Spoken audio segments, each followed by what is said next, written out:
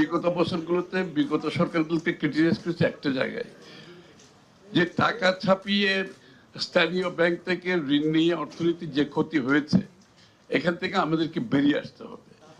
এটাই ছিল আমাদের স্লোগান।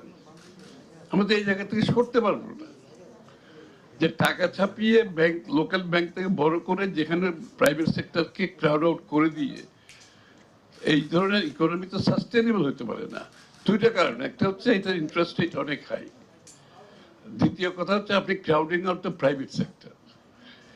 এই কারণে আমাদের ইকোনমিক অনেকগুলো আমাদের আগামী দিনের যে ভাবনা অর্থনীতি নিয়ে, এটা তো একটা মূল ভাবনা ছিল।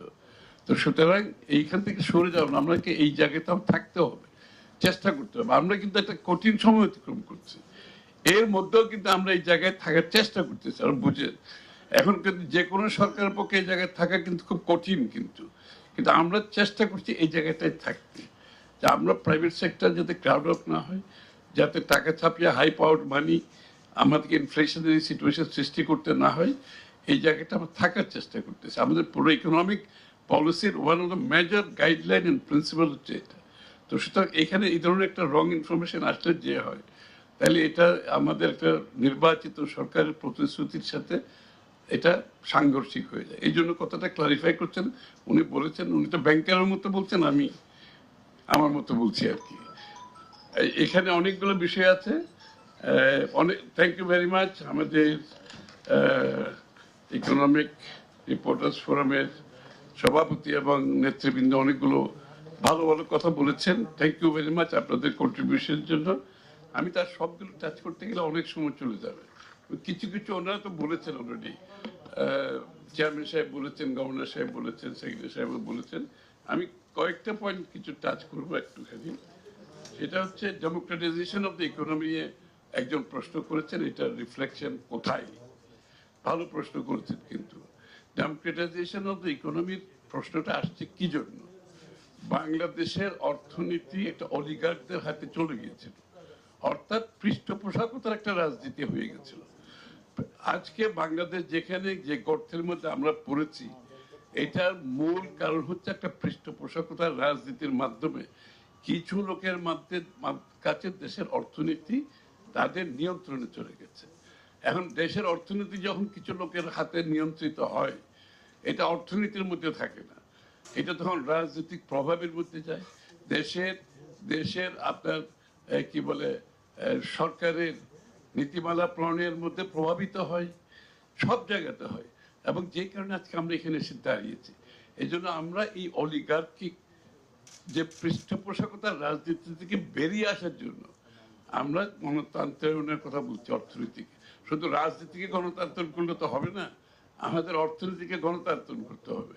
এবং এইখানে যে মেজারগুলো আমরা নিচ্ছি, যাতে বাংলাদেশের সাধারণ মানুষ অর্থনীতিতে অংশগ্রহণ করার সুযোগ পায়, প্রত্যেকটা নাগরিকের সুযোগ পায়। কে কি অংশগ্রহণ করবে তার নিজস্ব ব্যাপার, কিন্তু আমাকে তো একটা লেভেল প্লেইং ফিল্ড দিতে হবে, সুযোগটা সৃষ্টি করে দিতে হবে।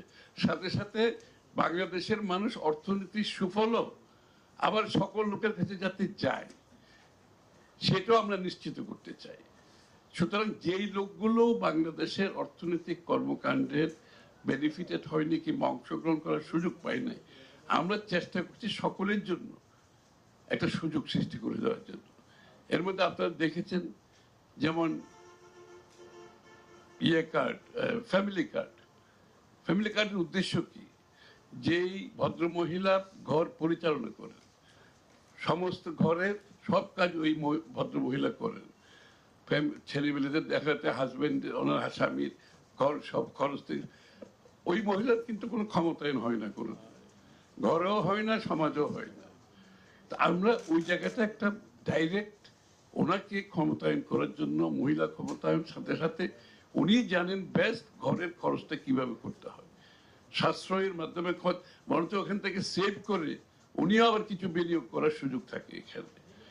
এবং মহিলা এই ফ্যামিলি কার্ডের উদ্দেশ্য হচ্ছে এই গোষ্ঠীর কাছে টাকাটা পৌঁছে দেওয়া। তাইলে এই টাকাটা পৌঁছে দেওয়ার সাথে সাথে এটা তো একটা ইনভেস্টমেন্ট আছে, এই টাকাটা তারা খরচ করবে, যাতে এই যে এখন অর্থনীতি যে যার মধ্যে দিয়ে যাচ্ছে, যেখানে আমাদের দারিদ্রতা নিচের দিকে যাচ্ছে, অনেক সমস্যার মধ্যে একটা হচ্ছে বড়, আমাদের দরিদ্র সীমা ক্রমান্বয়ে নিচের দিকে যাচ্ছে। সুতরাং এটা হচ্ছে আরেকটা হচ্ছে আমাদের দারিদ্র বিমোচনের একটা প্রকল্প একদিকে, অন্যদিকে ফ্যামিলির ওই মেম্বারটা এবং পরিবারকে ক্ষমতায়ন করা এবং তাদের মাধ্যমে যে ইকোনমিতে যেই ট্রান্সফারটা হবে, যে খরচটা, সেটাও হবে।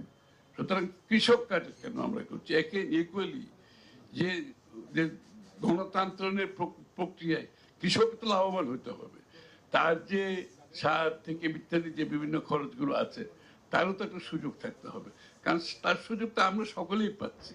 ওই তাদের কাজের জন্য আমার ফুড সিকিউরিটির কথা বলছি, ফুড সিকিউরিটি আপনি হবে না, আপনার বিনিয়োগ করতে হবে তো, এবং বিনিয়োগটা আবার সঠিক জায়গায় যেতে হবে, এটা একটা প্রতিফলন অর্থনীতিতে থাকতে হবে, আমরা সবাই লাভবান হতে হবে। আমরা যে ইউনিভার্সাল হেলথ কেয়ারের কথা বলতেছি, এগেইন সেম থিং, এই যে out of pocket expenditure highest যে সভাপতি মহোদয় বললেন, হুইচ ইজ আফগানিস্তানের চেয়েও বেশি। এই যে আউট অফ পকেট এক্সপেন্ডিচার করতে গিয়ে ফ্যামিলিগুলো অ্যাকচুয়ালি স্ট্যান্ডার্ড অফ লিভিং কমে যাচ্ছে, কারণ সে স্বাস্থ্য খাতে যে বিনিয়োগটা করছে তার কিন্তু সব সব সার্বিক যে কি বলে আয়ের থেকে তার তো এটা কমে যাচ্ছে। সুতরাং তাকে স্বাস্থ্য, শিক্ষা, পারিবারিক পুষ্টি সবগুলো সাফার করছে, লেখাপড়া সবগুলো সাফার করছে।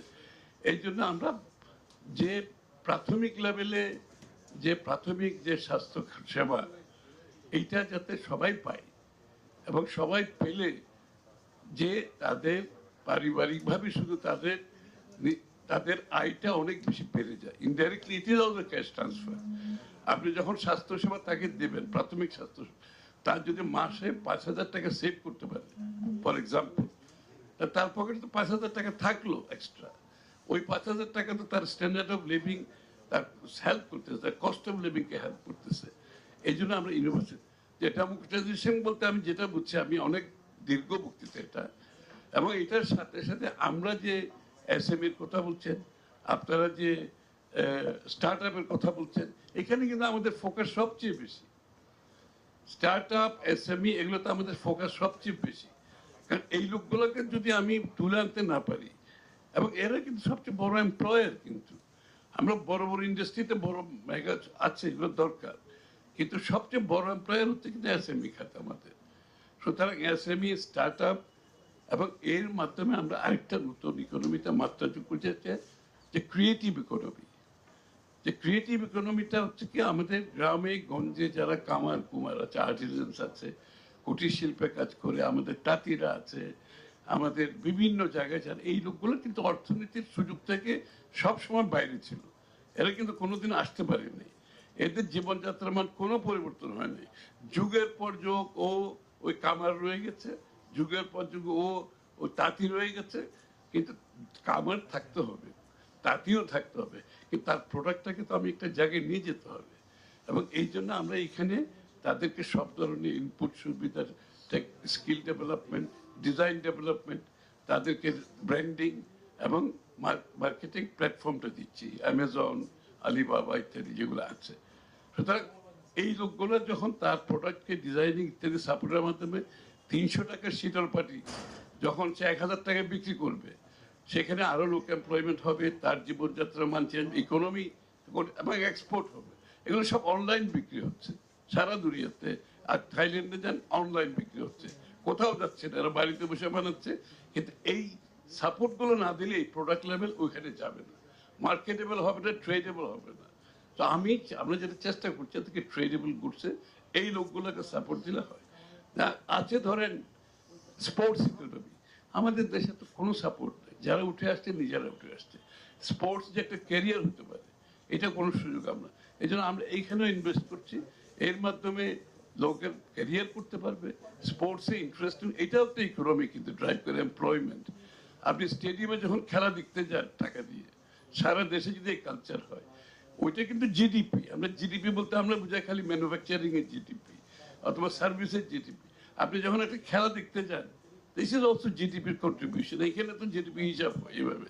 আপনি থিয়েটার দেখতে গেলে, সিনেমা দেখতে গেলে, মিউজিক শুনতে গেলে যে খরচটা, দ্যাট ইজ অলসো জিডিপি। কিন্তু এই এরিয়াগুলো রয়ে গেছে ইকোনমির বাইরে, আমরা তাদেরকেও নিয়ে আসছি এখন।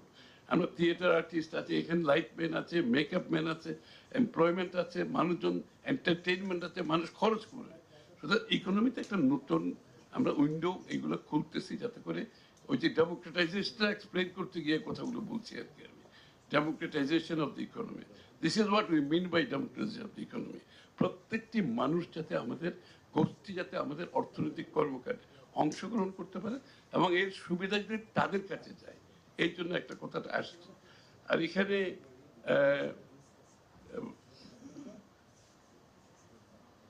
বিবিএস এর এগুলো অনেকগুলো প্রফেশনাল করতে, আপনারা জিডিপি টিডিপি অনেকগুলো, এটা বাংলাদেশের বিবিএস এর ব্যাপারে তো আমার বলার অপেক্ষা রাখে না। সুতরাং আপনার যখন সঠিক তথ্য থাকবে না, এটার প্রতিফলন অনেক জায়গায় হয়ে গেছে।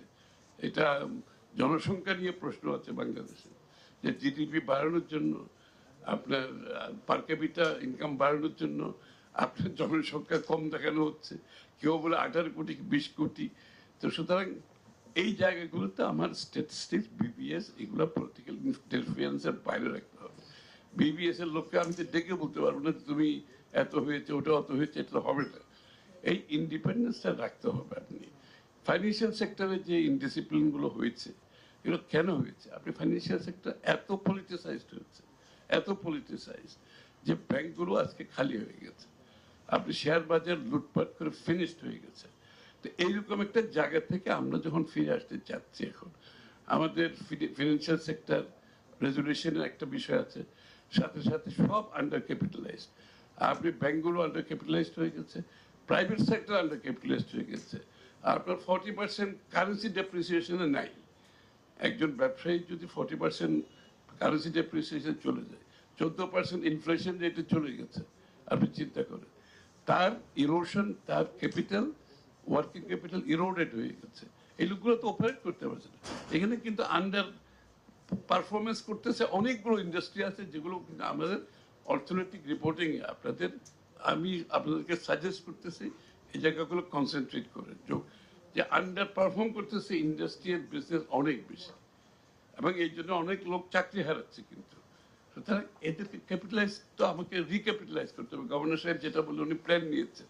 আর রিক্যাপিটালাইজ হলে সরকারের তহবিলে আমাদের এত টাকা নাই যে আমরা এগুলো সব সরকারের তহবিল দিয়ে রিক্যাপিটালাইজ করতে পারবো।